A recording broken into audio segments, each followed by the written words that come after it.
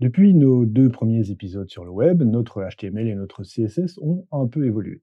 Rappelez-vous, on les avait laissés dans cet état. Alors oui, je suis d'accord avec vous, c'est très moche et le contenu est un peu suspect. On a donc modifié le style pour nous approcher un peu plus de ce que devrait être notre appli. On veut de l'interactif. On a ajouté un bouton commander, mais qui pour le moment n'a aucun effet, et aussi créé des options vegan, viandard sensible et pas vegan du tout, et aussi ouvert la possibilité d'une version allégée du menu du jour pour les petites fins. Tout a été fait jusque-là en HTML et CSS. Mais maintenant, on est bloqué. Pour le moment, rien ne se passe quand on clique sur nos options ou notre bouton commander.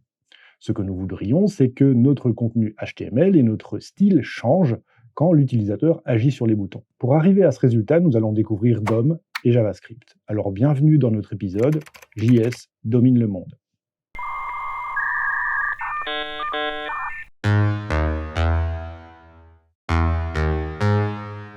JavaScript, ou JS pour les intimes, est le langage qui est compris par pratiquement tous les navigateurs. En réalité, 93% des navigateurs qui fonctionnent dans le monde sont standards avec la norme ECMAScript dans sa version 5, ou ES5 qui date de 2009.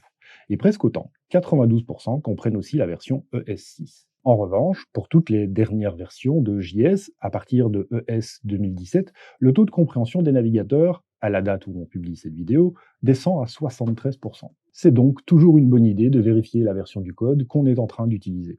D'ailleurs, dans ces épisodes sur Node.js, Cyril vous parlera de ESCheck, un petit outil bien pratique pour s'assurer que, à cause de quelques lignes de code trop avant-gardistes, on ne vient pas de perdre 20% d'utilisateurs qui ne sont pas à jour de navigateur.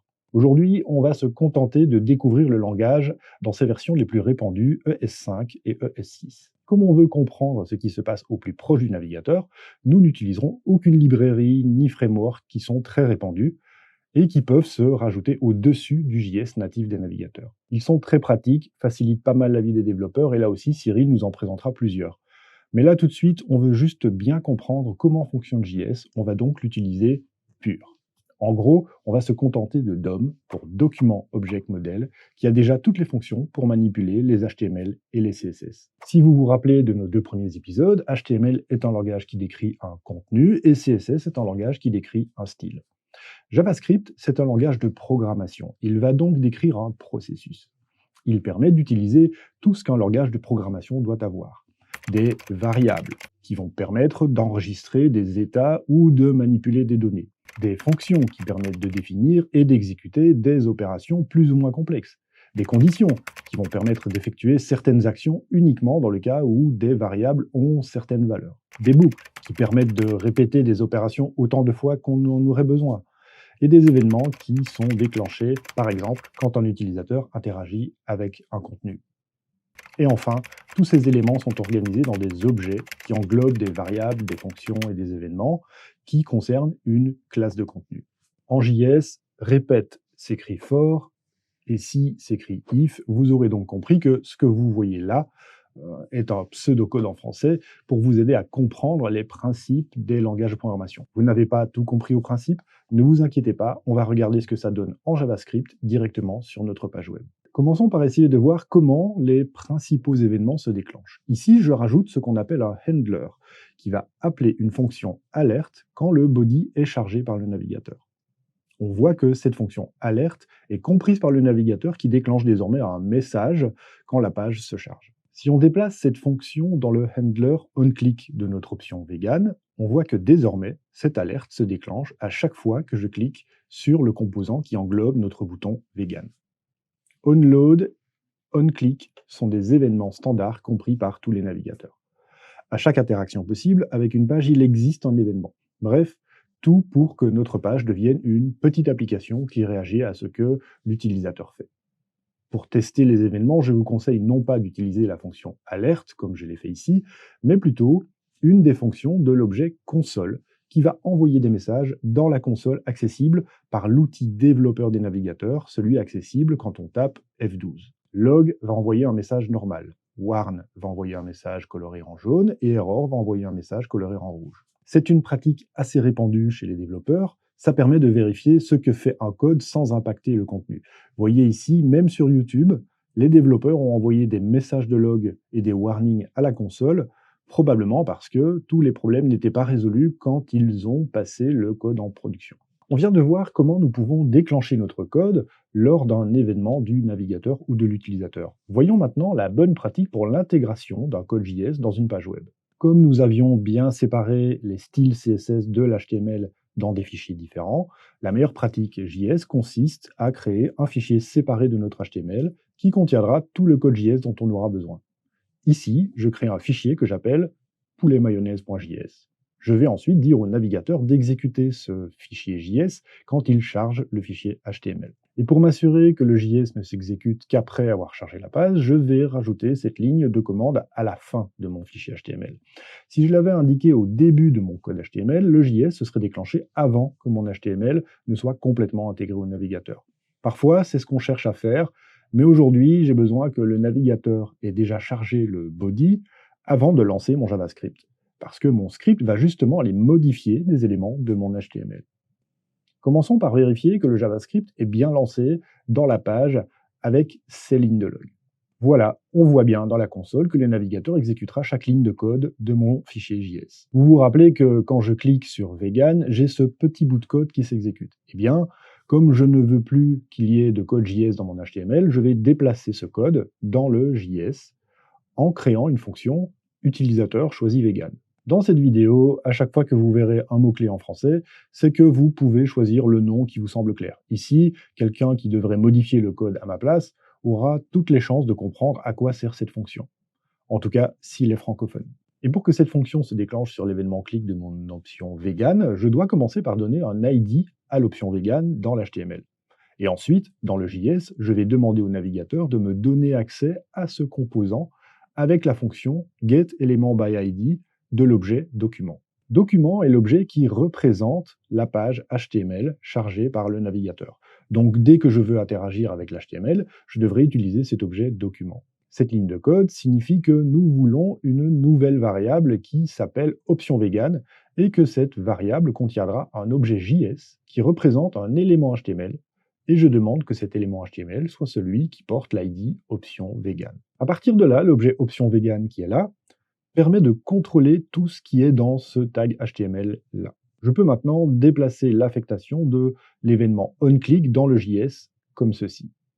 À partir du moment où cette ligne a été exécutée par le navigateur, il a remplacé le précédent handler onClick par notre fonction. Et donc, c'est désormais cette fonction qui s'exécute quand on clique sur Vegan et non plus celle-ci qui est devenue inutile. Je vais maintenant créer une fonction pour chacune des options que j'ai dans ma page. Prêt? C'est parti. Votre correspondant est en train de coder pour le moment. Pensez à vous abonner, liker, commenter. Et voilà, je peux maintenant cliquer sur n'importe quelle option de ma page. À chaque fois, j'ai une fonction JS qui se déclenche et je vais enfin pouvoir exécuter des actions pour chacune d'elles. Le prix, par exemple. Mettons que je voudrais changer la valeur du prix pour chaque profil, puisque chez nous, le prix est à la tête du client. Je vais d'abord créer une variable qui va recevoir le tag HTML qui contient le prix. Pour rappel, j'ai une balise ITVPrix qui contient une balise P. Et c'est ce contenu que je veux modifier. Je vais utiliser la fonction de l'objet document getElementByTagName pour aller chercher tous les éléments de ma page qui ont le nom de tag ITVPrix. Remarquez qu'ici, cette fonction s'appelle getElement avec S by tagname. Cette fonction va donc mettre dans ma variable lesTagPrix tous les éléments de la page. Et c'est quelque chose qui m'intéresse parce qu'on ne sait pas encore si on devra à l'avenir afficher le prix à plusieurs endroits de la page. Je vais donc écrire une fonction changePrix qui prendra en paramètre le nouveau prix et dans cette fonction, je vais écrire une boucle qui va parcourir tous les éléments qui sont de type ITVPrix et dans chacun d'eux, je vais aller modifier la valeur contenue dans le paragraphe qui contient le prix. Laissez-moi vous expliquer comment fonctionne cette boucle for. Quand JS arrive sur la boucle, il va d'abord exécuter cette première commande. Il va donc créer une variable n et l'initialiser à 0. Il ne fait ça qu'une seule fois. Ensuite, JS va répéter tout ce qui se trouve entre ces accolades tant que la condition qui est ici reste vraie. Imaginons qu'il y ait 10 tags prix dans ma page. La variable lesTagPris.length vaut donc 10. C'est le navigateur qui les a comptés pour nous. Tant que n sera plus petit que 10, la boucle va tourner. Et à chaque tour de boucle, JS va incrémenter n de 1 grâce à cette instruction. Donc, la première fois que cette instruction s'exécute, n vaudra 0, ensuite 1, jusqu'à 9, qui est le dernier tour de boucle. Quand n vaudra 10, comme 10 n'est pas plus petit que 10, cette condition devient fausse, et JS peut sortir de la boucle pour continuer à l'instruction suivante. Dans la boucle, n est utilisé entre crochets ici pour extraire le nème élément des tags pris. À son premier passage, il utilisera l'élément à l'indice 0, ensuite l'élément en 1, et ainsi de suite jusqu'à celui à l'indice 9. Cette variable va donc contenir à chaque tour de boucle un ou plusieurs tags p enfants du nème tag pris. Et comme je sais que le tag p que je vais modifier est le premier de chaque tag pris, j'ai simplement indiqué 0 comme indice de tag p que je veux extraire. En remplaçant la valeur innerHTML de ce tag p, je remplace tout le contenu du paragraphe et donc le prix qui est affiché à l'écran. Ici, je vais remplacer ceci parce que j'indiquerai en paramètre de ma fonction. Maintenant que j'ai cette fonction, je vais pouvoir l'appeler pour les 3 options de prix, abonné, militaire et autres, avec à chaque fois, en paramètre de cette fonction, un contenu HTML et donc un prix qui va s'afficher. Ça marche. Nous venons officiellement de transformer notre page en application grâce à JavaScript. Restons sur cette lancée. Je voudrais maintenant que quand un utilisateur clique sur une de ces options, l'option qui est choisie reste en rouge, histoire que l'utilisateur voit bien l'option qui est activée. Et pour ça, je vais aller modifier le CSS et je vais créer une classe option-choisie dont le background sera rouge et le texte blanc, comme quand la souris passe au-dessus de l'option. Le fond sera donc rouge, soit quand la souris passe sur l'option, soit quand l'option a la classe option-choisie. Dans l'HTML, je vais ajouter cette classe option choisie aux 3 options qui seront sélectionnées au chargement de la page. Pas vegan du tout, grosse dalle et abonné. Ça donne ça.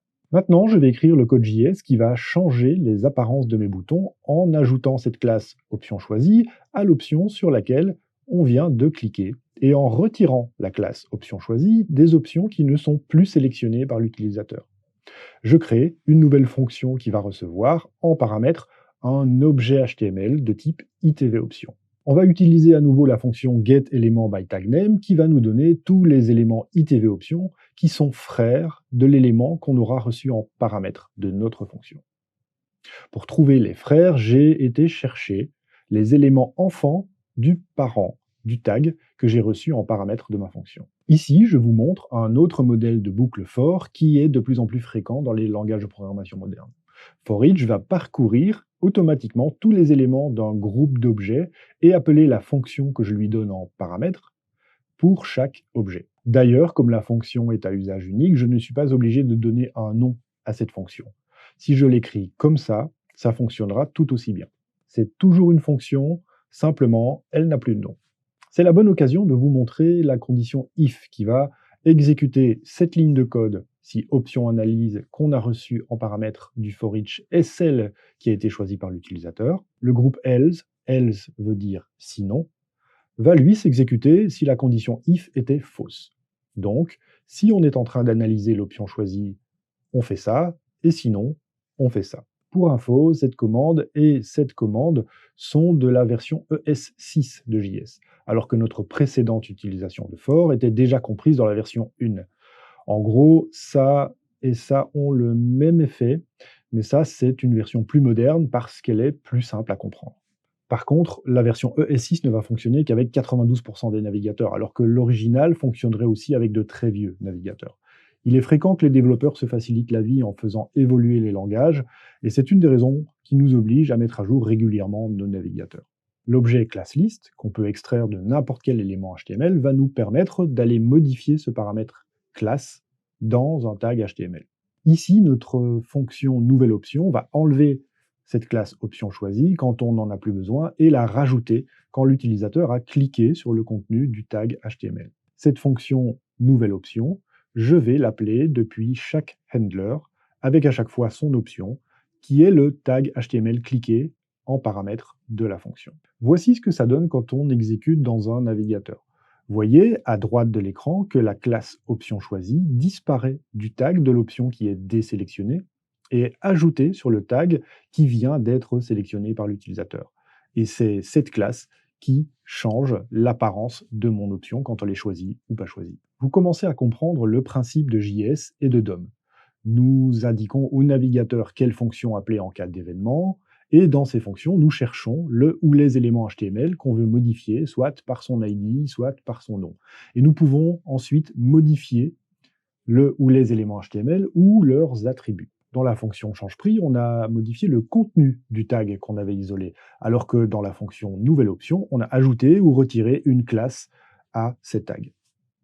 Globalement, le principe va rester le même pour tout le code que je vais écrire maintenant. One eternity later. Voyons les fonctions que j'ai ajoutées. Ma fonction contenu grosse dalle se déclenche quand l'utilisateur clique sur ce bouton. Cette fonction va recevoir true, qui veut dire vrai, si on veut afficher tout le contenu du menu du jour avec ses entrées froides et ses entrées chaudes. Et va recevoir false, qui veut dire faux, si on veut cacher une partie du menu du jour et ne laisser que le sandwich poulet mayonnaise. Et pour faire disparaître le contenu que je veux cacher, j'ai été positionné un style display none qu'on avait déjà abordé dans notre épisode sur CSS, ou display block pour que le contenu soit à nouveau affiché. Autre particularité de cette fonction, j'ai identifié les tags que je voulais pouvoir cacher par une classe avec cet appel qui va me renvoyer tous les éléments de la page qui ont la classe grosse dalle. Ceci et ceci. J'ai utilisé presque la même technique pour créer un menu spécial vegan. Dans l'HTML, j'ai mis les deux contenus. Par exemple, du thon qui n'est pas vegan et du tofu qui lui est vegan. Dans cette fonction, je vais faire disparaître ou apparaître l'un ou l'autre contenu suivant l'événement que l'utilisateur a déclenché. Et enfin, pour faire apparaître une photo différente en background, suivant que l'utilisateur est vegan, viandard sensible ou viandard pur et dur, c'est à peine plus compliqué. Tous les éléments qui ont ce background, je les ai classés BG. Ensuite, dans la fonction de mise à jour, j'ai cherché tous les composants qui étaient classés BG et je leur ai ajouté ou supprimé des classes spécifiques à chaque catégorie, suivant ce qui était activé par l'utilisateur. Et c'est dans le CSS, au niveau de ces trois classes, qu'on charge l'une ou l'autre des trois photos qui sont affichées aux trois catégories d'utilisateurs. Aujourd'hui, on a bien avancé. Si vous ne les aviez pas encore, vous avez compris les bases des langages de programmation avec les variables, les fonctions, les conditions, les boucles, et vous m'avez vu expérimenter les événements et écrire du code qui est capable de modifier de l'HTML et du CSS. Pratiquement plus personne n'écrit d'application en HTML, CSS et JS pur, comme je vous l'ai montré aujourd'hui. Aujourd'hui, les développeurs vont se faciliter la vie en utilisant ce qu'on appelle des frameworks, qui vont pré-mâcher le travail en créant des objets affichables et pilotables beaucoup plus avancés que des tags, des classes et des ID. Par exemple, Bootstrap va proposer des objets comme ici une progress bar, qui permettra en une ligne de code de modifier son apparence. Ou encore, Angular ou Vue.js vont permettre d'utiliser des variables directement dans le code HTML qu'on pourra modifier en une seule ligne de code au lieu de 3 ou 4 lignes dans les exemples que je vous ai montrés aujourd'hui. Mais ce que vous devez savoir, c'est que tous ces frameworks fonctionnent sur le même principe. Ils vont fabriquer de l'HTML, du CSS ou du JS pur, soit en runtime, au chargement de la page, soit avant la mise en ligne. Donc, quoi qu'il arrive, connaître les principes des trois langages de base HTML, CSS et JS vous sera forcément utile à un moment ou un autre. Surtout quand votre framework préféré ne proposera pas le tout petit détail que vous auriez voulu modifier de votre application. On reviendra sur les frameworks et leurs particularités dans de prochains épisodes. Et surtout, dans le prochain épisode que je vous prépare, nous mettrons notre menu du jour en ligne. Très bientôt, nous serons prêts à aborder les principes de développement back-end et enfin nous occuper de ce bouton commander qui, pour le moment, ne fait rien. Alors abonnez-vous et à bientôt sur Impulse TV.